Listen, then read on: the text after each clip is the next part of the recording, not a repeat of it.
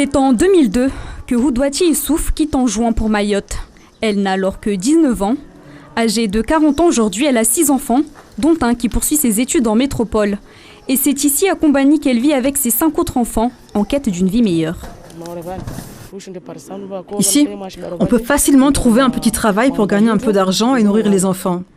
Mais en juin, personne ne te proposera du travail. Ça n'existe pas.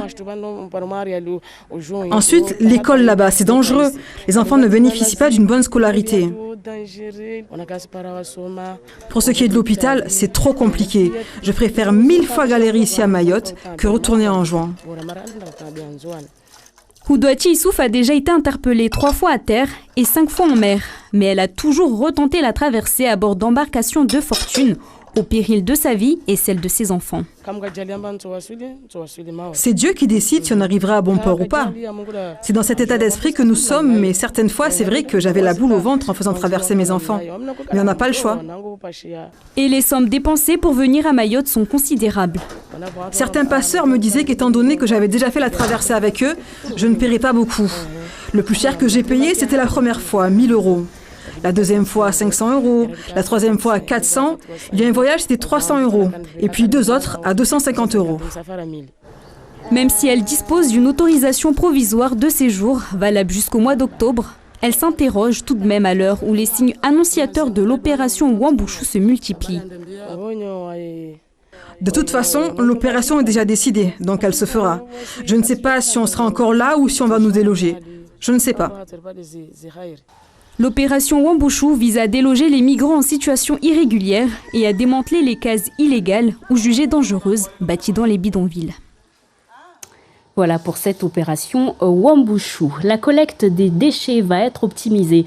C'est la promesse du CIDEVAM après la signature ce matin d'une convention avec le GIP Europe pour bénéficier du Fonds européen de développement régional, le FEDER, un fonds de 6 millions d'euros qui va permettre notamment l'acquisition de 21 000 bacs poubelles en métal, en plastique, mais aussi l'acquisition de camions de collecte et d'engins. Une satisfaction pour Adrachi Velou, le directeur du GIP Europe, au micro de Daniel Abdou. Aujourd'hui, on est là pour concrétiser la signature d'une convention d'attribution d'aide financière au CIDEVAM suite à plusieurs mois de travail entre nos services, les services de CIDEVAM. Là, aujourd'hui, c'est de l'aboutissement. Donc, quand on paraphe la convention, c'est pour valider le principe de financement de l'opération.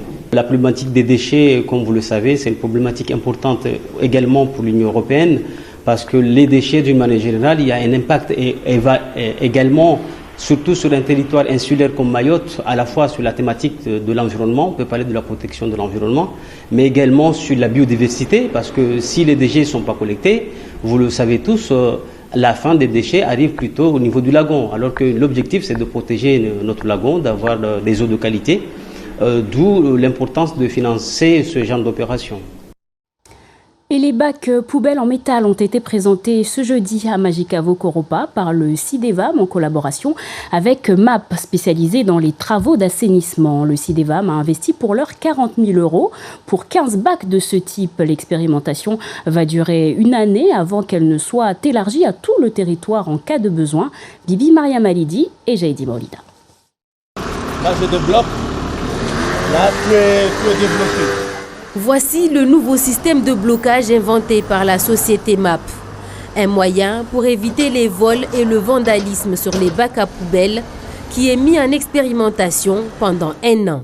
Tous les jours, mes salariés ils viennent au dépôt, ils sont en train de pleurer qu'à chaque fois, ils vont dans un coin de collecte, les bacs ils sont à brûler, du coup les ordures ils sont par terre et ils les ramassent à la main. Afin d'éviter une pénibilité supplémentaire à ses employés, Tanchiki Maoré imagine ce dispositif bloc-ben. Un concept qu'il réfléchit pendant 2 ans. Les bacs métalliques sont aujourd'hui déployés à Tsunzu par la Kadema et Majicavo Koropa par le CIDEVAM. Et c'est Faizou Majid qui les installe. Alors, il y a tout un dispositif pour tenir les bacs. C'est sur 4 mètres de longueur.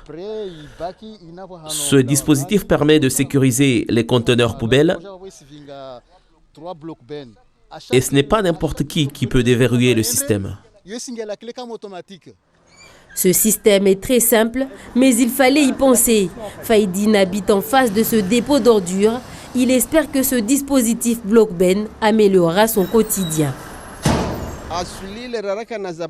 Les délinquants avaient une certaine facilité à mettre le feu sur les bacs en caoutchouc à la moindre chauffourée. On subissait ça assez souvent. Peut-être avec ces nouveaux bacs en métal, on va être tranquille. Le CIDEVAM collecte les déchets sur toute l'île, hors la Kadema, la communauté d'agglomération d'Embeni Mamoudou. Elle a déboursé 40 000 € pour l'achat et l'installation de 15 bacs. Si ces bacs arrivent à durer longtemps, ça nous permettra de faire des économies et surtout, ça nous permettra également d'organiser mieux la collecte des déchets à Mayotte.